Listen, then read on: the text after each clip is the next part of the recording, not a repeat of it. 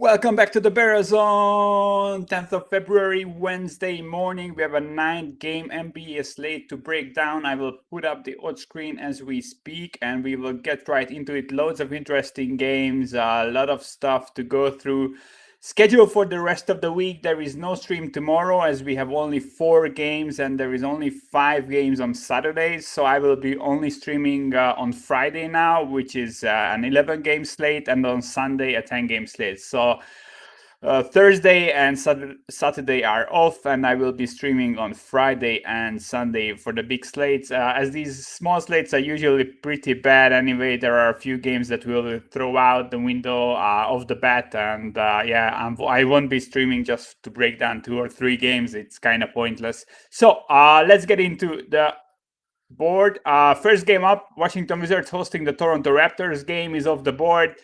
Raptors are laying 5.5 points on the road on the books that have the game up. I make this 6, so slight value on the Raptors, maybe. OG is questionable. He was out for multiple games. Powell was pretty good while he was out, so I'm not upgrading the team if he's coming back, but it's worth mentioning. Raptors, through the last 2 weeks, are the 6th best rated offense in the league. They are averaging over 121 points per 100 possessions. Pretty great. Through the season, they are now an top 10 offense easily, and they have been trending in the right direction. Through the last 2 weeks, plus 6-point differential on average, plus 3 against the closing spreads. I kind of like what the Raptors are doing now. I still believe they need to get a center. We've been hearing rumors that they are talking with Cleveland to get Drummond. I think that would be a huge help if they don't have to give up like many core pieces, of course. But yeah, I think this is a good matchup for them. But I'm kind of feeling that this is the highest point we will see them graded through the season, and this might be still the bottom low for the Wizards. So even if I show an edge here, I still wouldn't make the wager. I would need like Toronto -5, 4.5. I think 4.5 would be surely a bet. Wizards are a huge mess. Obviously, they are the second worst defense in the league through the season, third worst through the last 2 weeks. -13 point differential, and they face the 29th most difficult schedule. So second most easiest schedule faced, and they just and defensively it's terrible. The thing is, Thomas Bryant was by far the best player, most efficient guy on the floor, and he's out for the season. He has been averaging 145 points per 100 possessions, and after him, Beal is the second most efficient player at 120 per 100. And after Beal, everyone is below league average. So yeah, they have one guy left who is above league average when it comes to offensive efficiency. It's pretty difficult to back them, but I think it's really, I mean, the market won't downgrade them further. I don't think this is a good like buy low spot on the Raptors. Also, this is game 5 of a 6-game road trip. Wizards are starting a homestand here, so the spot is relatively good for Washington to just bounce back a bit maybe. I don't want to get involved in this game, to be honest. Unless we get a great deal on the Raptors, I won't back them. Wizards are still pretty decent at rebounding. They will have a slight rebounding edge, and the spot sets up for them pretty decently. So yeah, probably skipping this one. Brooklyn Nets hosting the Indiana Pacers. Nets are coming off another ugly loss last night. They lost by 11 to a Detroit team that had basically all of their guards out. They didn't have one NBA level guard, and they beat the Nets by 11 points. I'm always bashing the Brooklyn defense, but again, here we are again. They are the worst defense in the league through the last 2 weeks and the 4th worst through the whole season. Through the last 2 weeks, they have been the second best offense, but they are putting up, they have an offensive rating of 125 and a defensive rating of 123. So they are just putting up 2 more points per 100 possessions, and that's not enough to just cover spreads basically. And if the shots aren't falling, I mean, defense is way more inconsistent than how consistent the offense is, especially if pieces are sitting out. We saw KD wasn't playing last night. I also don't like how Nash handles the squad. They play way too high minutes. Harden played 39 last night. Nash is leaving him out to die there. Um, Kyrie was saying all kinds of shit after the game. So yeah, maybe Nash is already losing the team. I'm not going to write them off, but yeah, it's not looking good. Pacers not looking good either, to be honest. They have been league averages offensively, defensively through the whole season. Since they traded Oladipo, they rank around the 20th in the league. So yeah, they are below average offensively, defensively. They have faced a tough schedule overall, but I think they are still kind of a league average team, maybe a bit worse. Pacers will be on extra rest here, obviously.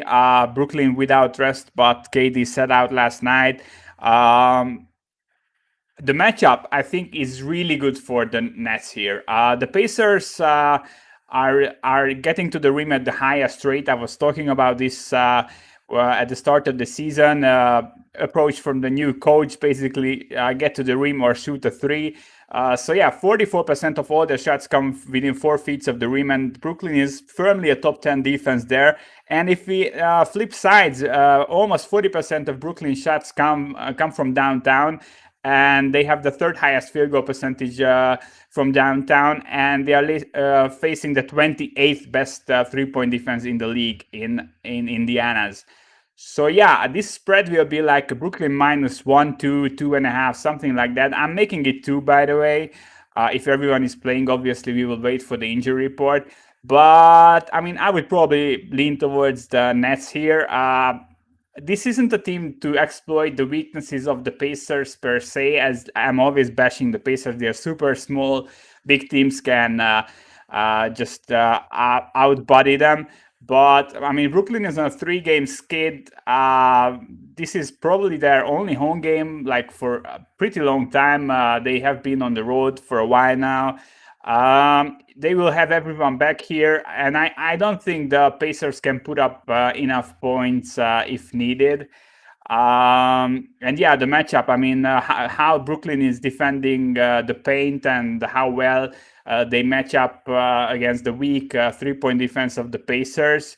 KD will be fresh. I think they are the side. I don't show an edge at 2 that we see a spread of 2 on soft books. But if we get like a pick'em or Brooklyn -1, I will probably go in on the Nets, and I wouldn't touch the Pacers. No way. Next game, Dallas Mavericks hosting the Atlanta Hawks. Dallas is laying 4 points. The same teams played a few days ago. The game was in Atlanta, and Dallas closed as -2. So basically, I'm usually giving like 1 point for a home court advantage right now. Books are doing the same based on what I see. So basically, if you flip the home court, you are arriving at 4, but we are already almost at 4.5 right now. And I think the spot in the first game set up way too well for Dallas, and I'm leaning towards the Hawks. I still haven't made a bet, but if this is getting to 5, I will do. Currently, the Mavs are -4, -110, so it's basically a 4.5 from Pinnacle. I'm making it like 3. So yeah, I already have an edge. My issue is Hunter is still out for the Hawks, and they have been pretty terrible without him. He has a 127 offensive rating, the best on the team besides Collins and now Gallinari, of course. And the backups just couldn't fill his boots so far. Hawks are on 3 days of rest. The recent stats are pretty bad. They are like bottom 5 to bottom 10 on either side of the ball, but they play the Clippers, the Nets, the Lakers, the Jazz, and all these games without Hunter. Overall, I think this is a decent bounce back spot. The game between these two was played when the Hawks faced the Jazz in the Lakers and the Jazz before and after the Mavs. And I mean, if you are coming off a game against the Lakers and you are facing the Jazz tomorrow, it's really just such a bad spot. I don't really like believe in these narrative things, but I mean, it's really difficult to. I mean, the performance was terrible by the Hawks. Overall, I like the matchup. I was backing them there. Just a few points that I noted there. Hawks are drawing the most free throws in the league. Mavs are giving up the fourth most. Hawks way better offensive rebounding. They're seventh in the league. Mavs are 26th. On both sides of the ball, huge rebounding edge for Atlanta. Dallas is allowing the second highest field goal percentage around the rim. Atlanta, as I always talk about, is one of the better teams at attacking the rim. Mavs are shooting free throws at a top 10 rate. Hawks are forcing the third lowest 3-point percentage in the league. So yeah, everything like the on-court handicap sets up amazing for the Hawks. They are on 3 days of rest, which is super rare. I'm not in love with the side, but I think this is one of the games that's playable even right now. I think 4.5 that you can grab with the Hawks is plus CV. I kind of want a 5. We will see if we get there. But I mean, the Mavs, they aren't good. The thing is that besides the Hawks win, I think that through the last 2 weeks, they only beat Golden State and Minnesota. And I mean, to me, that's not good enough. If you check any of their stats, they are bottom 5 in the league. Things are not really looking good. And as I said in the first game, they did out rebound the Hawks. I don't think that will repeat itself. Hawks had a terrible game, and I think this is a great bounce back spot. To be honest, I would probably like bet Atlanta on the money line here. I think this is really setting up well for them, and will probably likely win this game. All right, next game. Minnesota Timberwolves, LA Clippers. This will be a quick one. Paul George out for the Clippers. Game is off the board. I would make it Clippers minus 12. With George in, we see 8.5 on softbooks. I'm perfectly fine with that. Clippers on extra rest. Everyone else back besides George. For Minnesota, Karl Anthony Towns still out. Russell is questionable. As I was saying through the last 2 weeks, I'm not backing them until Karl Anthony Towns is back or he's traded or whatever. Team is literally unbackable. Worst offense in the league through the season, third worst through the last 2 weeks, and the Clippers are second through the whole season offensively and fifth through the last 2 weeks. Huge rebounding edge, basically way better everywhere. Minnesota defense did get a bit better through the last 2 weeks, but like not significantly. I think still the Clippers have huge edges anywhere you go. Yeah, just don't bet this game. Chicago Bulls hosting the New Orleans Pelicans. This is an interesting one. Pelicans are on a back-to-back. They won pretty easily last night. Limits were kept low. Zion and Adams only played 21 minutes. Others averaged like 25, 26, but like pretty low usage rate for the starters. They are going to Chicago, laying 3 points right now. The Bulls will be without Wendell Carter Jr., Lowry is out, and Otto Porter is out. Dude can stay healthy. I like the matchup for the Pelicans here a lot.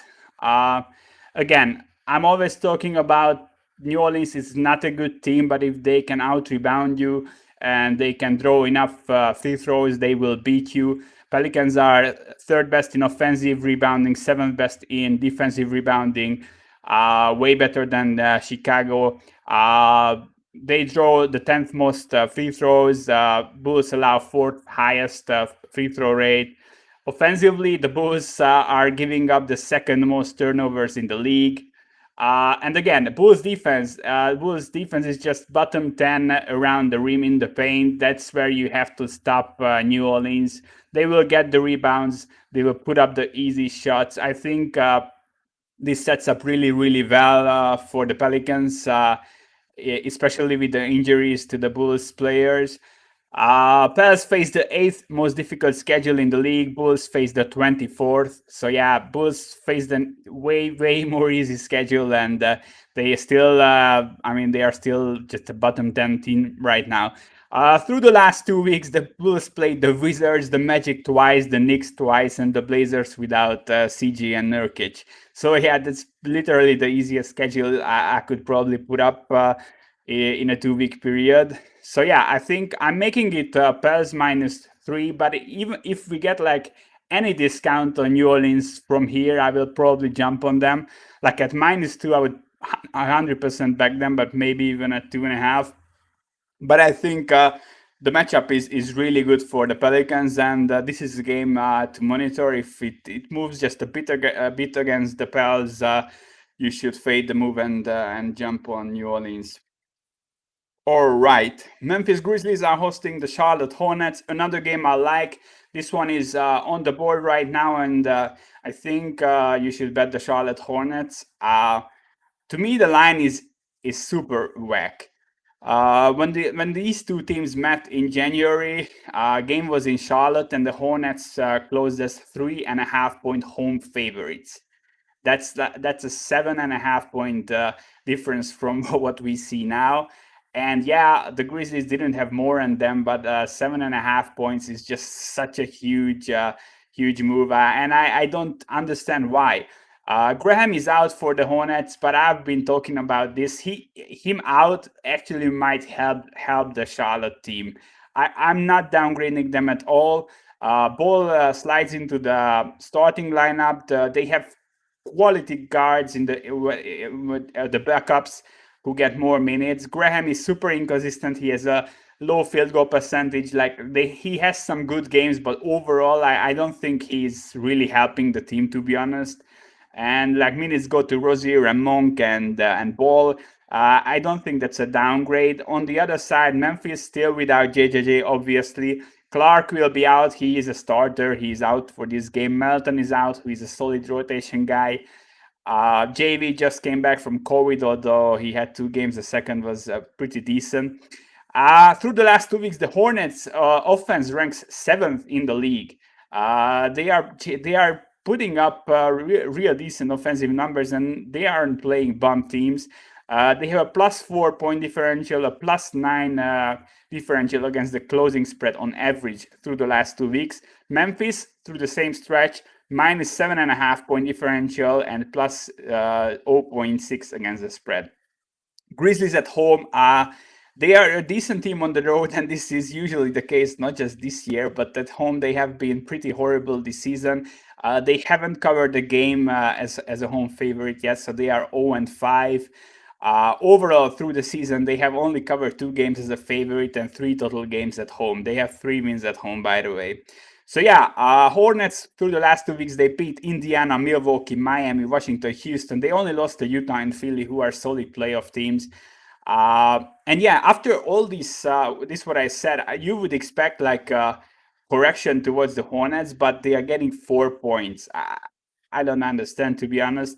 They are scoring 4 more points per 100 possessions than Memphis and giving up 6 less through the last 2 weeks. That's a huge difference, and they did play a pretty decently difficult schedule. So yeah, Charlotte Hornets at 4, lock it up. Denver Nuggets hosting the Cleveland Cavaliers. I will be quick on this one. I make it 9. Line is 9.5. I mean, Gary Harris still out for the Nuggets. Him out hurt them bad. Murray will be back for this game, but we don't know if he is on any kinds of minutes limit or even at like he's at 100%. So I wouldn't really back the Nuggets until we see that he's really all right. Denver was facing a super difficult schedule through the last 2 weeks. They lost to the Lakers, they lost to the Bucks, but before that they had some good games. They beat Utah just before going on this 3-game skid that they are right now on. I like Denver, but I need them fully healthy. They have lost some depth through the offseason. And with like the 2 starters out or 1 starter out and 1 just coming back, I don't really like to back them. But I'm still believing in them. They faced the super tough schedule. Last 7 games came against Milwaukee, Lakers, Utah, Spurs, Mavs, and they played the Suns twice. Tons of road games. Top 5 schedule difficulty overall. So yeah, I'm not fading them based on the recent bad results, but I need everyone back before I start laying points. Cleveland through the last 2 weeks, 5th worst offense, 7th worst defense, -10 point differential, -6.5 against the spread. When they started the season, they forced the most turnovers. They have been regressing in that. They had pretty decent rebounding. They have been regressing in that area as well. Denver just has a huge offensive edge here. But yeah, I still won't lay the points. I'm always saying Denver is the worst defense around the rim. They allow a 70% field goal percentage, 4 feet within the rim. Cleveland puts up 40% plus of their shots from that area. So they are attacking the rim like crazy. Denver cannot defend it. Denver isn't fully healthy. I make it 9. Line is 9.5. Game to skip. LA Lakers hosting the OKC Thunder. Now this is an interesting one. This is a rematch. First game closed. Lakers minus 9.5, and Anthony Davis was out. Now, since that, now Anthony Davis is questionable. The line is minus 12 because SGA is out for OKC. So SGA, by far the best player on the Oklahoma City Thunder, lead scorer, lead everything. He's at least worth 2.5 points. So if the first game closed 9.5 and we accepted that as an efficient closer, and now we have like a 12, that means SGA is out, but AD is also out. I mean, he has to be out if the line just moved 2.5 points after OKC is losing their best player. So if AD is in, I will be betting the Lakers at 12. And it's not a difficult bet to make, to be honest. OKC has SGA out. Theo Maledon, his backup, is out. George Hill, another starter, is out. Mike Muscala is out, their backup point forward. Too many pieces out. It's a shitty team. In the first game, Lakers won in overtime, but it was a super. I mean, it just was just look at the stats, and I couldn't really believe it. So OKC actually out rebounded the Lakers, and some stuff happened that never happens in Lakers games. So yeah, I'm throwing that game out the window, to be honest. If AD is in, this has to be 13 or more. I made the line with everyone in 13, but I mean the amount of injuries on the OKC side, I mean this could balloon to like 15 if AD is in. Lakers, 7th best offense, best defense in the league, plus 9-point differential through the season. Super consistent. They had like a huge road trip, like 6-7 games against pretty difficult opposition. They were still okay then. So now they are back home. No big games to look forward to. No back-to-back spots. OKC 28th best defense in the league, 29th through the last 2 weeks. They're only putting up 105 points per 100 possessions. Lead scorer, most efficient scorer will be out. I think 9.5 was a decent closer. I was completely agreeing with that. If Anthony Davis plays, even if he just plays 20-25 minutes, he will be obviously a huge help when it comes to rebounding and just presence in the paint. I will be looking at the Lakers. I don't like what I see from OKC, and I think the Lakers haven't been that good against the spread lately, but they have been in difficult spots against difficult teams, and this is not it.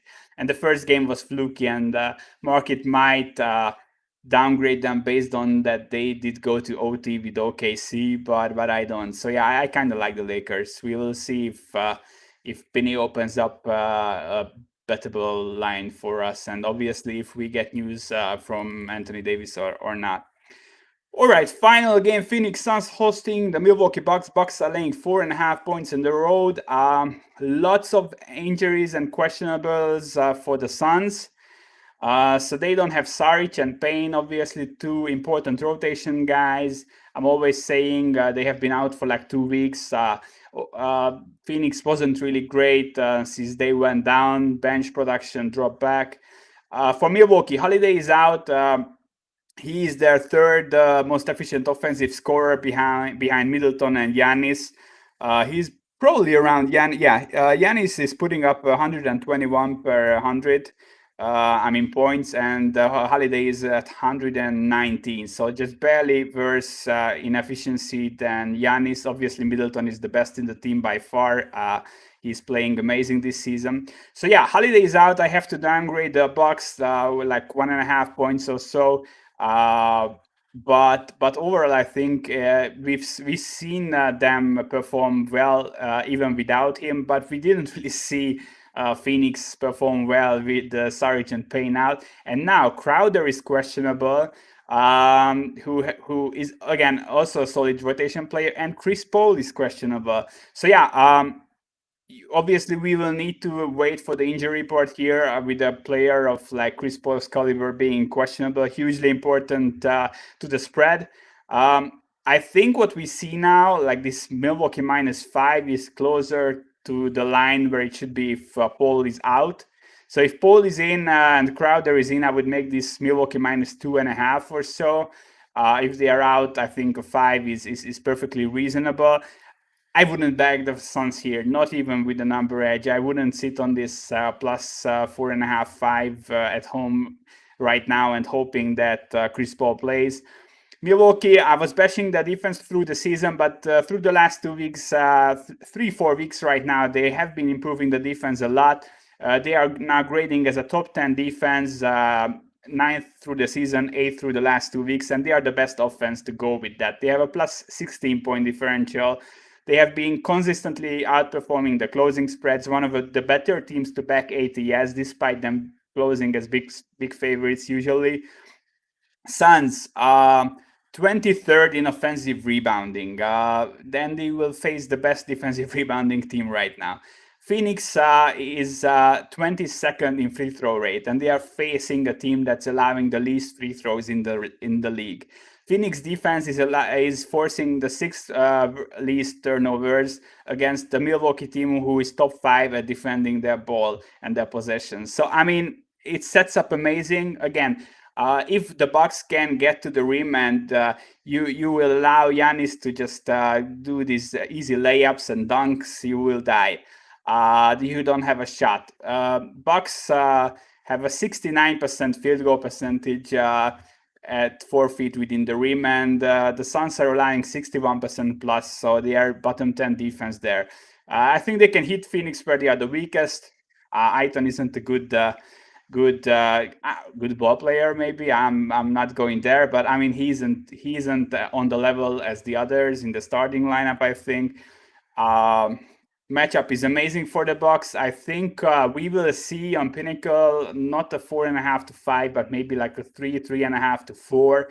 So a line that's more in the middle of Chris Paul playing or sitting out. I'm not sure we will get value on the Bucks, but I would really like it.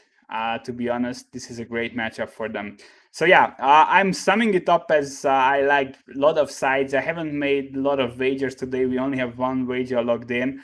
Line is already moving towards our position, but I like other sides as well. So yeah, first, I like Toronto if we get better than 5, maybe like 4.5. That would be a play for me. If the Nets will get discounted and we get like a -1, I would probably like jump on a cheap money line with them. Hawks are, this is a bettable game right now. I didn't bet it yet, but I show an edge at 4.5. I think maybe this gets to 5 as market opened up as Dallas -3.5, and we are at 4.5 right now. It will have to stop soon. I don't think we will get to like 5.5 or something, but we might be able to grab a 5 if we wait out. So yeah, the Hawks are one of the sides I really like on the board. Pelicans line, I think at 3 is fair, but if we get a better deal against the Bulls, I would jump on that. I really like the Hornets at 4. I think that's a whack line. They are the better team right now. They are in a better form. They are more healthy. I think they will win this one outright. I like the Lakers at 12. If AD is playing, we have to monitor that. I think 12 Lakers -12 is aligned with AD out. So if he's in, this spread will move towards the Lakers further, in my opinion. And I kind of like Milwaukee if we get like 2.5 with Chris Paul in and like 4.5 with him out. I think that's a fair wager. But overall, from the games that are currently on the board, I like the Hornets and the Hawks. So this is it for today. Remember, no show tomorrow and only 4 games, so we are not going to waste time on that. I will tweet out my write-ups. If you want to grab my plays, you can go to patreon.com/thebarrelzone and support the podcast. And I will see you guys on Friday. We have a huge slate, same time. I will be back. Thanks for tuning in, and I see you guys on Friday.